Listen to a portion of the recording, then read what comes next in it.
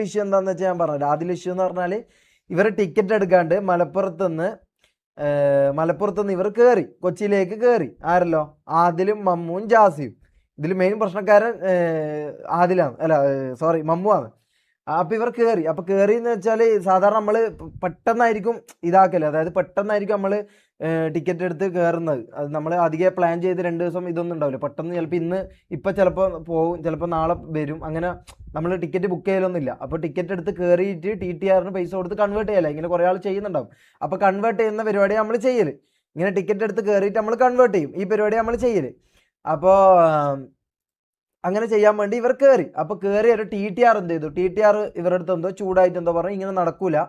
അപ്പോൾ ഇവരുടെ അടുത്ത് ആദ്യം ആരോ ഏതോ TTR പറഞ്ഞു പോലെ കയറിക്കോ, ഇത് മാറ്റി തരാം. എന്നിട്ട് വേറെ ഏതോ TTR കണ്ടു, വേറെ ഏതോ TTR പറഞ്ഞു അങ്ങനെ നടക്കൂല, സീനാക്കും എന്ന് പറഞ്ഞു. അപ്പോൾ ഇവർ എന്ത് ചെയ്തു? പിന്നെ എന്തല്ലോ ജാസീൻ്റെ മുടിയെല്ലാം കണ്ടിട്ട് ഇവൻ കഞ്ചാവാന്ന് അങ്ങനെ എന്തോ രീതിയിൽ സംസാരിച്ചു പോലും. അങ്ങനെ എന്തോ രീതിയിൽ സംസാരിച്ചു. അപ്പോൾ എന്ത് ചെയ്ത് ഇവർക്ക് ഇതായിട്ട് അപ്പാട് അതിൽ കയറി ലൈവ് ഇട്ടാൽ എന്തായി? മമ്മു കുറച്ച് ഓവറായി. മമ്മുവിൻ്റെ ഒരു പരിപാടി ഉണ്ടല്ലോ, ലൈവ് ഓണായി കഴിഞ്ഞാൽ പിന്നെ കുറച്ച് ഓവറാകുന്ന പരിപാടി ഉണ്ടല്ലോ. അങ്ങനെ മമ്മു കുറച്ച് ഓവറായി.